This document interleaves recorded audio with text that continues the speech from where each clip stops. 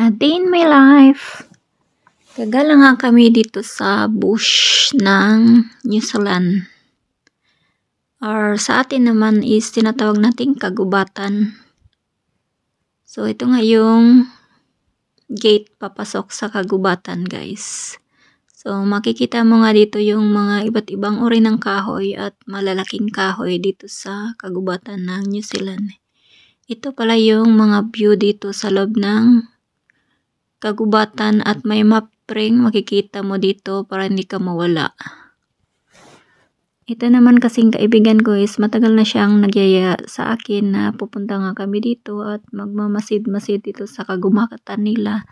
At may mga fern din dito na iba't ibang uri ng fern at mga mushroom dito sa loob ng kagubatan, guys. So let's go, samahan nyo kaming magmasid-masid dito sa loob ng kagubatan kung ano yung makita namin. So para makikita nyo rin dito kung ano yung mga pwede nating makita dito sa loob ng forest ng New Zealand. It's beautiful. I love being alone in a forest. I grew up in a forest like that. So in Bulgaria we've got wolves, bears, and all that, like, you know, and I still walk around by myself.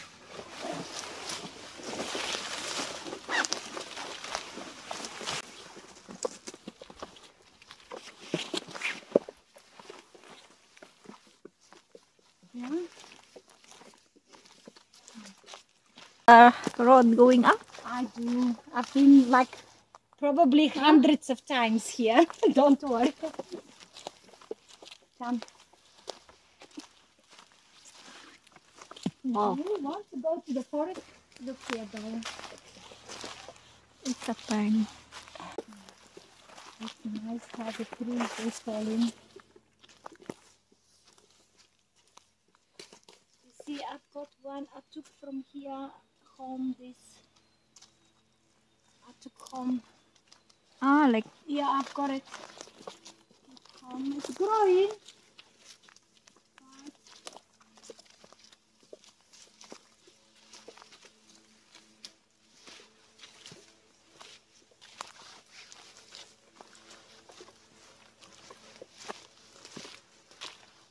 wow, it's a big tree. Yeah.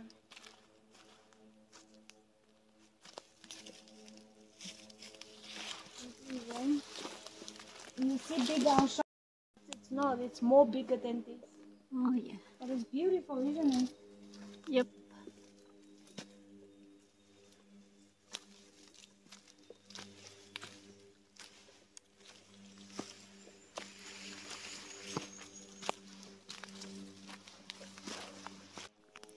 May nakita nga akong baging, guys, kaya binidyohan ko naman yung baging at kakaiba nga yung baging kasi nga parang may letter O at may nakita nga akong ibon sa taas ng baging, guys. Ayan, kinuhanan ko nga ng video. At may nakita nga kaming kakaibang mga fern dito, guys. Ito pala ay tinatawag nilang giant tree fern. So, may nakita din kaming red flowers dito sa loob ng kagubatan, guys. At iba't ibang uri ng mga fern na makikita mo lang dito sa loob ng kagubatan.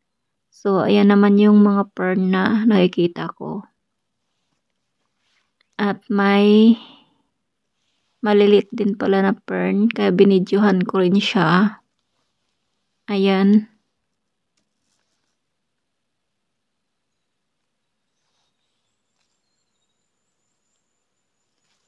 Ito pala ay iba't ibang uri ng mga fern na nasa loob ng kagubatan. Ayan pala yung fern na nakadikit sa punong kahoy, guys. So, ito naman yung ibang uri ng fern.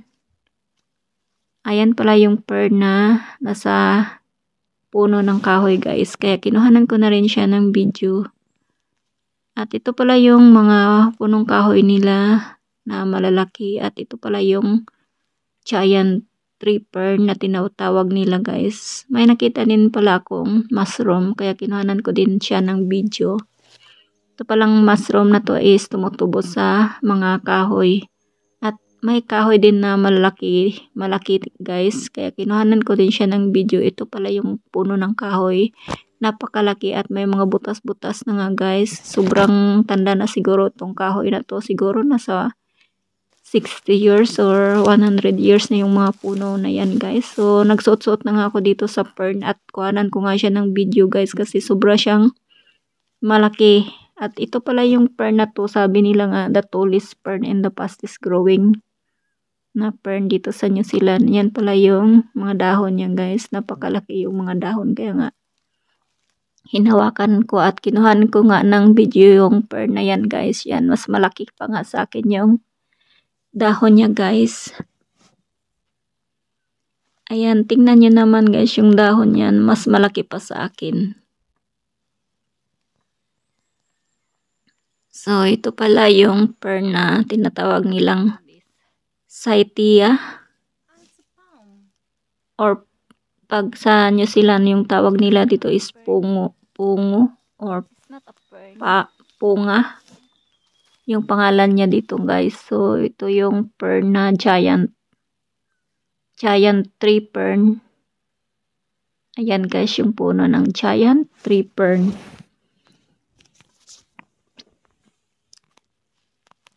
Ayan, kinuhanan ko nga ng video guys kasi napakalaki nga nila. At ngayon, first time ko lang kasi nakakita ng ganitong fern na malalaki talaga sila guys. Ito pala yung mga native na puno na makikita mo dito sa New Zealand.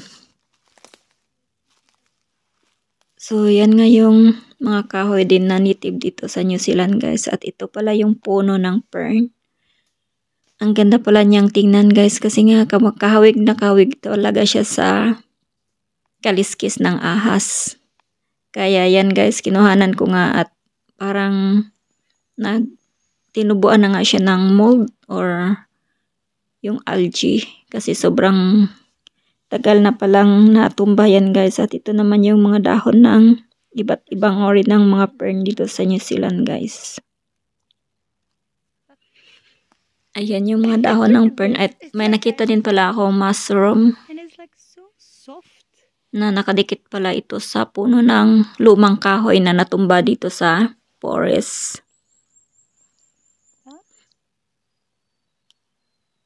So, yan pala yung tinatawag nilang tainga na mushroom na nakadikit lang sa kahoy. Yung kahoy na matagal nang natumba guys. Ito pala yung kahoy na sobrang laki at may mga damo na ngang nakatubo dyan guys. Yung tinatawag na algae. Tinutubuan na nga sila ng mga lumot kasi sa sobrang luma na siguro to ng pagkatumba nila guys. At ito naman yung ibang uri ng fern. Sobrang cute lang nga niya guys kasi maliliit yung dahon at bilog-bilog. So kaya din kinuhanan ko ng video itong mga fern na to kasi may iba't ibang uri pala sila dito ng fern na dito mo lang makikita sa kagubatan ng New Zealand. Ito naman yung ibang uri ng or ibang klase na fern guys. You want water baby?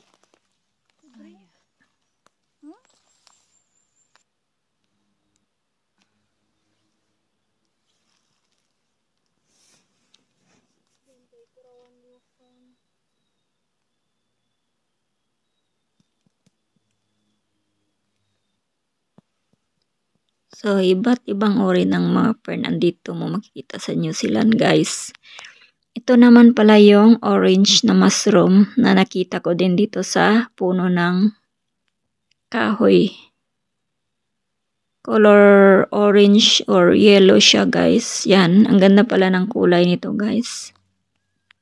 At may isang ori ding mushroom na nakita ko dito nakadikit din sa punong kahoy.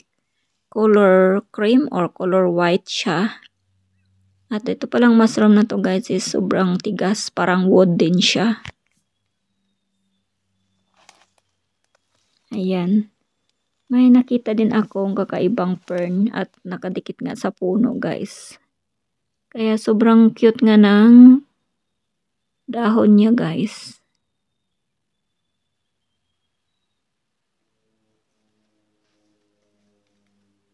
Ayan. Ito naman yung fern na nakadikit sa buhay na punong kahoy, guys. Napakaraming fern. Siguro 10 klase ng variety ng fern ang nakita ko dito ngayon, guys. So, ito naman yung bungad na dinaanan namin kanina, guys. So, malapit na nga kaming matapos sa paglalakad namin dito sa bush. So, hanggang dito na lang yung aking video, guys. I hope you enjoy my video. Thank you for watching. Bye-bye!